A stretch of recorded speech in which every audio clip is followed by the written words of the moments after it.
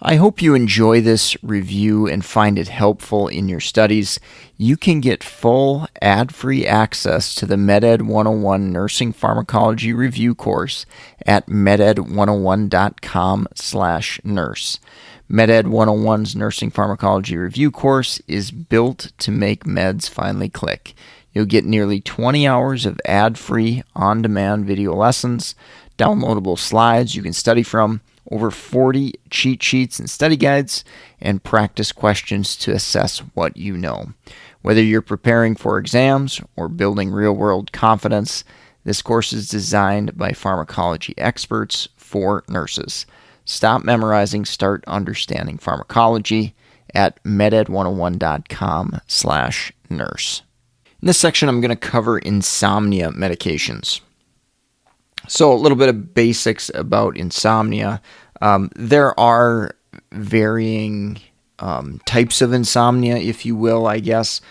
Some people have trouble getting to sleep, while others, wake up in the middle of the night and they can't fall back asleep. So there is a little bit of variation. It's probably above the view of this course. As far as medication selection and how that goes. I want you guys to obviously, know the basics, know the mechanisms of action, and the most common meds that can be utilized. But obviously, insomnia can affect quality of life. If you've ever been tired, not gotten enough sleep, you understand. I mean, it affects, your ability to perform, your motivation, energy, how well you feel. Very, very important. Short-term insomnia is considered a few weeks. Chronic is generally considered a month or longer. All right, non-drug interventions are first-line therapy, so recognizing sleep hygiene, regular schedule, getting to bed at a regular time, getting up at a regular time. Snacks, warm milk can be helpful, avoiding caffeine near bedtime. Minimize stimulation before bed, exercise earlier in the day rather than right before bed. Pain management, may be an issue there. Avoiding other stimulants as well. So probably the most notorious cause of insomnia, well, I got two of them, I guess. Corticosteroids are really bad. So if somebody has a, prednisone burst for, rheumatoid arthritis, for example, that can potentially contribute to insomnia. So generally, corticosteroids like prednisone are taken earlier in the day if possible. The other classic example is ADHD medications, stimulants for that. So your, methylphenidate and amphetamine derivatives, those are notorious for causing insomnia. Okay, so typically in our ADHD patients, it's taken earlier in the day, and hopefully its effects are kind of worn off so patients can get to sleep a little bit better that way, because they definitely cause insomnia. All right, pharmacotherapy, which medications are used. We've got Z drugs, anticholinergics, melatonin, trazodone has been utilized, benzodiazepines. I don't see them too much, but I do see them occasionally. Ramelteon, mirtazapine, classified as an antidepressant, and suveraxant. All right, starting with the Z drugs, they're classified as this because the medications within this class have a Z in them, so it's kind of easy to remember Z's as far as relating to sleep. You got zolpidem, zaloplan, azopiclone. Those are the most common drugs in that class there. Mechanistically, they work very similarly to benzodiazepines. So they work as an agonist at GABA receptors. They potentiate the effects. And if you remember, gabapentin is kind of an inhibitory neurotransmitter, which can produce sedation. So understanding that Z drugs and benzodiazepines have a similar mechanism of action, you can probably anticipate that they're going to have similar adverse effects. So sedation we're trying to produce, but obviously we can cause too much sedation and cause kind of this, hangover in the morning where, patients can't wake up and those type of things. Fall risk definitely can happen with these drugs, confusion, and because of some of these cognitive things, we really want to try to, minimize the length of therapy if at all possible. Another big reason to limit the length of therapy is the risk for dependence and addiction. These are controlled substances similar to benzodiazepines. There's a risk for dependence, addiction, and abuse. With Z drugs, there have been rare or abnormal sleep behaviors reported. Sleep eating, sleep walking, even things like sleep driving, which, obviously some of those can be very dangerous. So we've got to pay attention to that. Always a good idea if the patient does live with somebody, maybe warn them of that is a potential risk, and just to pay attention to that. Helpful for sleep onset and maintenance. Zolpidem does have a dose restriction, limit to 5 milligrams, and that's due to the risk of next day impairment. So females particularly, this dosing should be limited, or it's recommended to be limited, and they have a higher risk of having that impairment. All right, other medications, the melatonin receptors also can help induce sleep. So by acting on them or having agonist type action on melatonin 1 and melatonin 2 receptors, we can help induce sleep.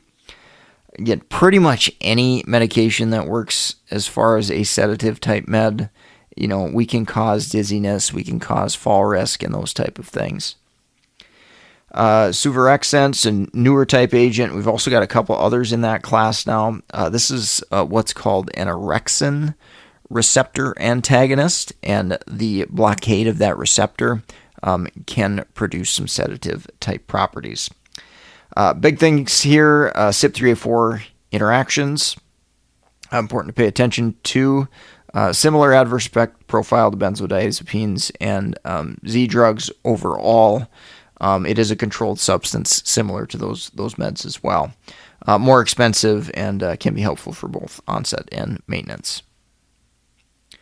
Trazodone and mirtazapine, these medications are both very, very cheap, classically referred to as antidepressants or within that category of drugs. Lower dosages are typically used for insomnia compared to depression. Dry mouth, I definitely have heard patients report that a ton. Some dizziness, lightheadedness, that can happen as well. Usually not as big a deal with the lower doses of depression, sedation compared to the higher doses that are used in depression. Mirtazapine, lower doses are often utilized for its sedative purposes, kind of similar to trazodone a little bit there.